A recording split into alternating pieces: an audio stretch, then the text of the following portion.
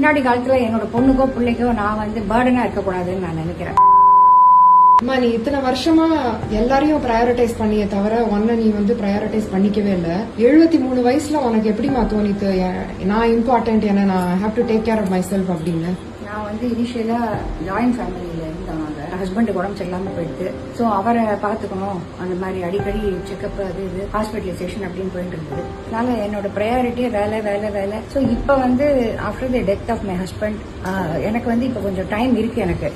So I want to change my habits. நம்ம இப்பெல்லாம் time waste பண்ணிட்டோம்னா பின்னாடி காலத்துல என்னோட பொண்ணுக்கோ பிள்ளைக்கோ நான் வந்து பேர்டனா இருக்கக்கூடாதுன்னு நான் நினைக்கிறேன். அதனால நம்மளை வந்து ஃபிட்டா வச்சுக்கணும் அப்படின்னு நினைக்கிறேன். இன்னொன்னு, நான் இத்தனை நாளா என்ன ப்ரையாரிட்டைஸ் பண்ணிக்காம என்னோட சந்தோஷங்களோ இதெல்லாத்தையும் நான் விட்டு கொடுத்துட்டு ஃபேமிலின்னு இருந்தேன்.